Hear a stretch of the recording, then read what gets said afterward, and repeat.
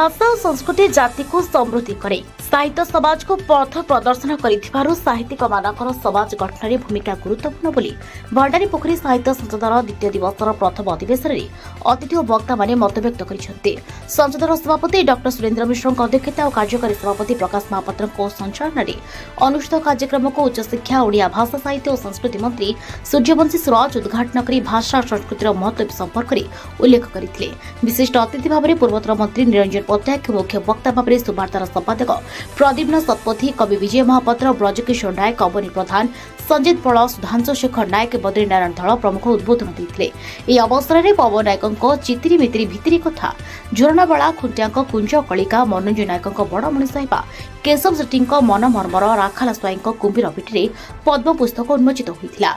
यह अवसर में पुरुषोत्तम धल और प्रीति पद्मा दास संयोजन कविता पाठोत्सव में कवि माने स्वरचित अतिथि पाठ करते। दुई दिन उत्सव को परिचालन करते संसदर कर्मकर्ता। भंडारी पोखरी साहित्य संसद आम जिला तथा आम राज्यर गोटे प्रतिष्ठित साहित्य अनुष्ठान। ये साहित्य अनुष्ठान अनेक साहित्यिक मान को पृष्ठपोषकता प्रदान करेक साहित्य सर्जन हबारे यार भूमिका रही।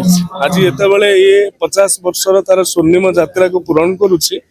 अवसर में मु भंडारी पोखरी साहित्य संसद उत्तरोत्तर उन्नति कामना करुच्ची। साहित्य को परिव्याप्त भाषा को सुरक्षा एवं संस्कृतिर संरक्षण ए साहित्य संसद यात्रा अविरत रहू। आज दिन में ये कामना ये प्रार्थना। धन्यवाद। 50 वर्ष धरी साहित्य संसद को जो जीवित करके रखी सामल बाबू आरंभ करते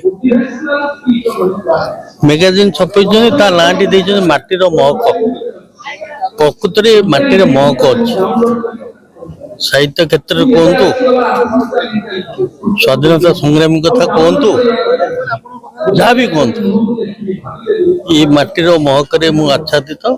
बहुत बहुत धन्यवाद जो मैंने सब कार्य कर साहित्य को बंचे समाज को शिक्षा द। मो ना अच्युतानंद सामल घर तुलसीपुर भंडारी पोखरी भद्रक। मुझे अनुष्ठान आज जो भंडारी पोखरी साहित्य संसदर सुवर्ण जयंती हो अनुष्ठान प्रतिष्ठाता। कौन कह आज सुवर्ण जयंती पालन हो आज यार उद्यापन दिवस आपनकर बहुत आशा थिला जे सुवर्ण जयंती पालन कौन कह मो मन अति मात्रा खुशी मु आनंद आत्महरा होते आम जो अनुष्ठान को गढ़ीलु ये अनुष्ठान सहित संपृक्त बहु लोक विदाय नहीं गले। आम केतजन अल्प केतजन अच्छु बहु साहित्यिक अनुष्ठान सृष्टि कर अनुष्ठान जो उद्देश्य नहीं तैयारी होता अनुष्ठान उद्देश्य लक्ष्य जहाँ ता पूरण हो।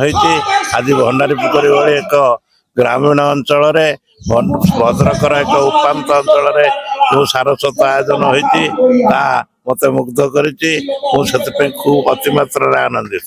कौन कहे 50 वर्ष पूर्ति पालन हो भंडारीपुर पाठागार निर्माण आवश्यकता अच्छी निश्चय अच्छी। भंडारी पोखर पाठागार और संस्कृति भवन आवश्यकता अच्छी। ये गोटे संस्कृति भवन सहित पाठागार हेले समस्त उपकार लगे तेणु या हवा निहाती विधेय। ब्यूरो रिपोर्ट प्रसार न्यूज।